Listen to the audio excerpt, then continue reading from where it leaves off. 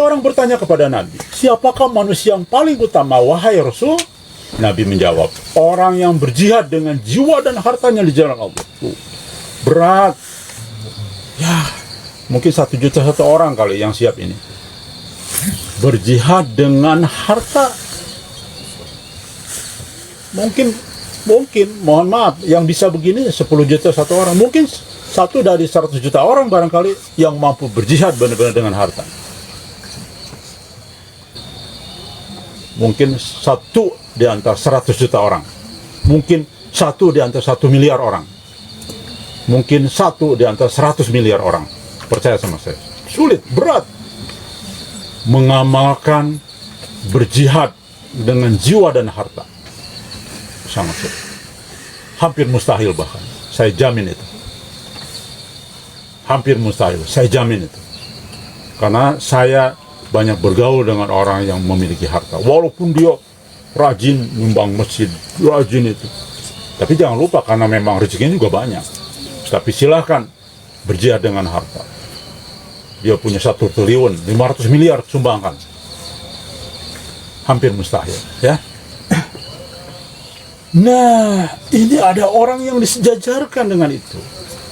Lalu laki-laki tadi bertanya lagi, lalu siapa ya Rasul? Nabi menjawab, orang yang mengasingkan diri di lembah-lembah demi menyembah Robnya dan menjauhkan diri dari kebrok-brokan masyarakat. Masya Allah, luar biasa, ya.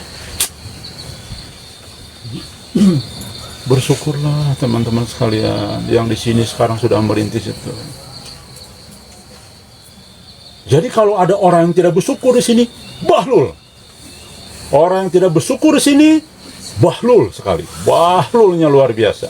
Padahal Allah sudah mengatakan melalui Nabi Muhammad, orang yang mampu sudah berujilah itu, orang yang seperti disejajarkan, bayangin. Ranking kedua. Ya hampir disejajarkan berarti. Ranking kedua ya. Bukan orang ulama, bukan orang soleh, bukan orang alim, bukan penghafal Quran, bukan. Tapi orang yang sudah mampu menjalankan perintah berikutnya, yaitu mengasingkan diri di lembah-lembah, di bukit-bukit, di gunung-gunung, ya. Rasulullah bersabda dalam hadis Bukhari nomor 6561, tidaklah lagi sebaik-baiknya harta seorang muslim adalah kambing yang digembalakan di lereng-lereng gunung dan tempat-tempat hujan turun. Ia lari untuk menyelamatkan agamanya dari gelombang fitnah. Jadi orang yang menyelamatkan agama yang bersangkutan, ya, itu solusinya puja. Kemudian yang paling fenomenal tentu adalah kita menyelamatkan dari kaki-kaki tangan Dajjal, dari fitnah-fitnah Dajjal. Di dalam hadis riwayat Bukhari, ya,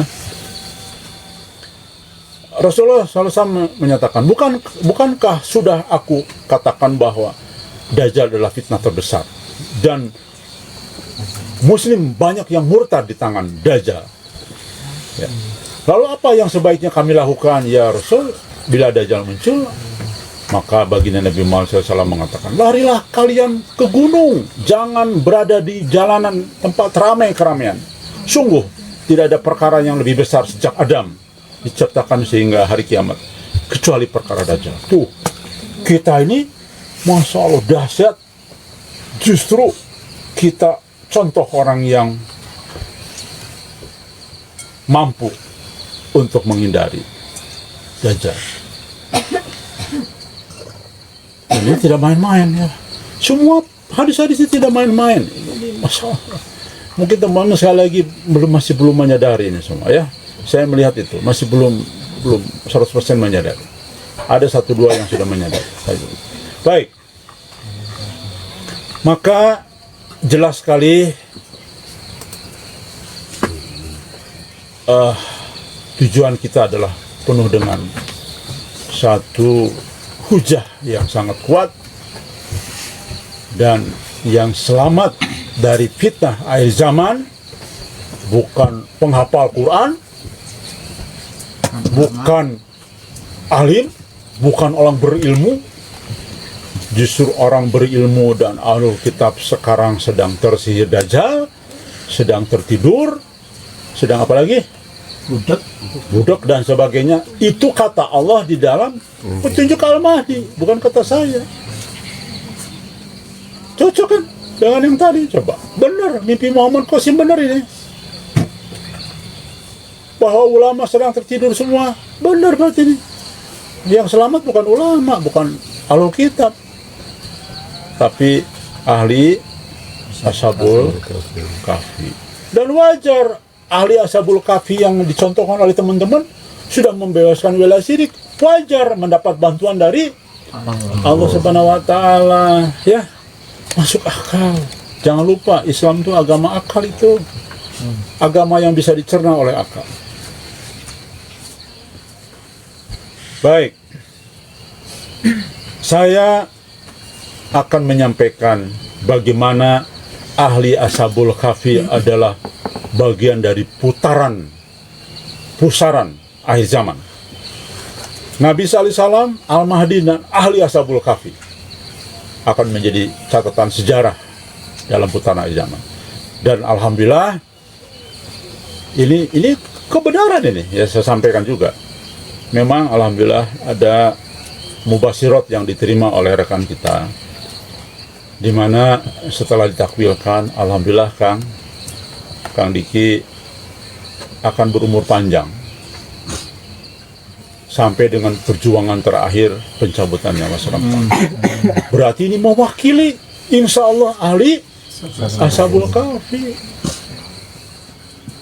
ya. Jadi dan di dalam takwil mimpi-mimpi yang lain memang saya banyak diungkap oleh Allah Subhanahu wa taala melalui mubasyirat. Nah, ini cocok lagi berarti kan ya. Baik, saya sampaikan hadisnya. Dalam hadis yang diriwayatkan oleh Abu Al-Rabi Sulaiman bin Sab'in dalam kitab Al-Shifa, diriwayatkan bahwa Isa al-Masih berumroh sesudah keluarnya Dajjal, Ya'juj Ma'juj, ya. Dan penolongnya, nih, penolong daripada Nabi sallallahu alaihi wasallam adalah ahli Ashabul Kahfi dan Al-Rokim, dan mereka melakukan haji bersama-sama sebab belum pernah melakukannya. Masya Allah, ya, luar biasa ini.